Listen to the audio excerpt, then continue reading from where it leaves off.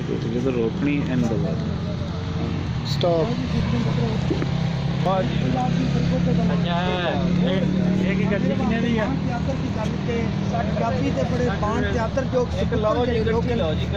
जी रीत पंजाब की साइट को देखने वास्ते आए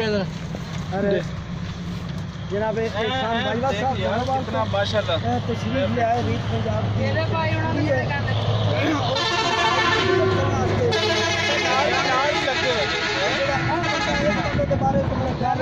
दसन पुछण की लोड़ ही कोई नहीं। अहमद रजा पंजाबी एदी बनतर ते इनू कुर्ती भी पंजाबी दी है।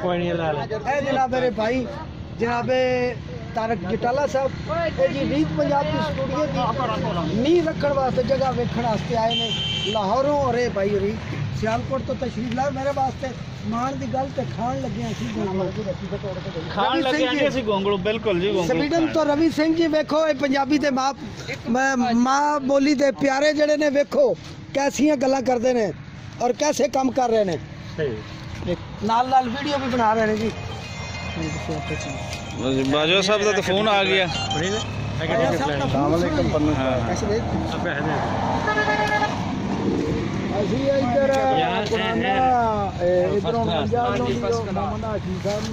एक मूली भी दे 50 रुपए दी 50 रुपए जी यार एक मूली भी पाओ ना।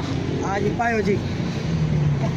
हाँ जी नहीं आली शाहीवाल तो ये तारक साहब मैं गोंगलू खाना भी जे एक वो भी नाल लवो एक 50 रुपए सज्जन मित्र है फ्री है नहीं एक नहीं लानी तो नहीं एक इकट्ठी मूली दी मूली है जी बना रहे हैं आखिया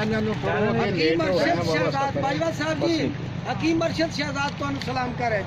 हां जी क्या नहीं एवें इत्थे गोंगलू ते धोंदे आ वेखण मेरे वास्ते मान दी गल ए सज्जन मित्र पूछे चे आज अच्छा पंजाब दी ते नाल नाल एक आर कर रहे हैं उस दी विजिट मंडी जान तो पहले कितने वास्ते आए ने और मैं बाकी दोस्तों को भी तवक्को मेरा साथ निभाने जिंदे बिस्तर जी नहीं हो आगे तारक जटाला जी जनाब साडे कोल ट्रेन दे नाल चौथा ड्राइवर इन्हां नूं जनाब मेरे कोल लेके आए ने और मेरे वास्ते ये अच्छा गल्लां ने समझो जी रीत पंजाब की वीडियो रेडियो बन गया जी तारक जी ਇਹ ਮੌਜ ਹੈ ਜੀ ਨਾਲ ਪੁੱਟੋ ਤੇ ਨਾਲ ਲਾਓ। ਹੁਣ ਵੇਖੋ ਨਾ ਜਿਹੜੇ ਦੂਸਰੇ ਸ਼ਹਿਰਾਂ ਦੇ ਵੱਡੇ ਸ਼ਹਿਰਾਂ ਦੇ ਨੇੜੇ ਹੁੰਦੇ ਨੇ ਉਹ ਗੰਦ ਦੇ ਵਿੱਚ ਸਾਰੀਆਂ ਚੀਜ਼ਾਂ ਧੋਂਦੇ ਨੇ ਲੇਕਿਨ ਕਿਤਨਾ ਸਾਫ਼ ਪਾਣੀ ਹੈ। ਇਹ ਹੀ ਚੀਜ਼ ਹੋਣੀ ਚਾਹੀਦੀ ਕੋਈ ਗੰਦ ਗੁੰਦ ਤੋਂ ਬਚ ਕੇ ਤੇ ਸਫਾਈ ਦਾ ਬਹੁਤ ਖਿਆਲ ਰੱਖਣਾ ਚਾਹੀਦਾ। ਇਹ ਪਾਣੀ ਤੇ ਸ਼ੀਸ਼ੇ ਤਰ੍ਹਾਂ ਸਾਫ਼ ਹੈ ਜੀ। ਸੈਰ ਸਪਾਟਾ ਕਰ ਲਓ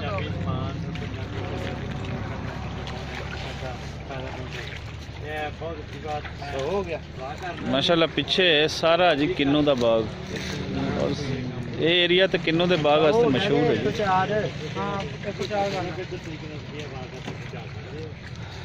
बहुत दूर चला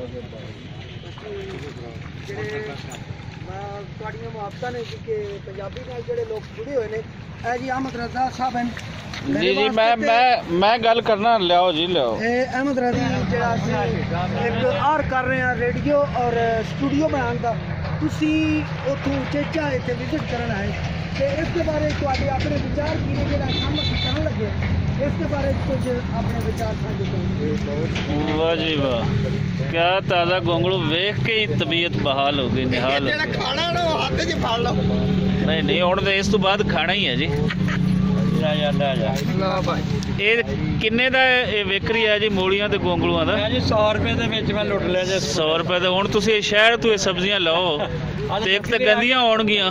ਇਹ ਹੁਣ ਵੇਖੋ ਨਾ ਸਾਹਮਣੇ ਸਾਡੇ ਨਾਲ ਖੇਤ ਨਹਿਰੀ ਪਾਣੀ ਜਿਹਨੂੰ ਲੱਗਦਾ ਹੈ ਤੇ ਖਾਵਣ ਵਾਲੇ ਉਹ ਥੋੜਾ ਜਿਹਾ ਬੰਦ ਕਰ ਲਓ ਆਪਣੇ ਜਾਂ ਤੇ ਆਪਣੀਆਂ ਆਪ ਉਗਾ ਲਓ ਜਿਨ੍ਹਾਂ ਨੂੰ ਸਾਫ਼ ਪਾਣੀ ਲਾ ਲਓ ਤੇ ਜਾਂ ਸਾਫ਼ ਮਾਹੌਲ ਦੇ ਵਿੱਚੋਂ ਆ ਕੇ ਲੱਭ ਲਓ। ਜਿਸ ਤਰ੍ਹਾਂ ਤਾਰਕ ਸਾਹਿਬ ਨੇ ਹੁਣ ਆਪਣੀਆਂ ਲੈ ਲਈਆਂ ਇਹ ਅਲੱਗਾ ਗੱਲ ਹੈ ਕਿ ਨਾ ਚਾਹੁੰਦੇ ਅਸੀਂ ਰਸਤੇ 'ਚ ਖਾ ਜਾਣਾ ਲੇਕਿਨ ਇਹਨਾਂ ਦੇ ਆਰ ਨੂੰ ਸਲਾਮ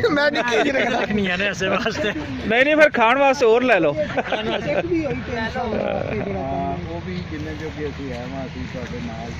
माशाल्लाह जी बड़ा सोहना माहौल ते बड़ा सोहना जांदे काम भुल गए जी इन्हां देख के ते खड़े और मान ही कोई नहीं के दोस्तों चलिए जी बस और मेरे कोल तशरीफ लाया है और ये साडी रईतल तो सजनों मित्रों मैं इंतजार करांगा बाकी दोस्तों दा भी कि वो रीत पंजाब दी साइड जिहड़ी उसका विजिट करन ਜਿਉਂਦੇ ਵਸਦੇ ਰਹੋ। मोमिन हाशमी रीत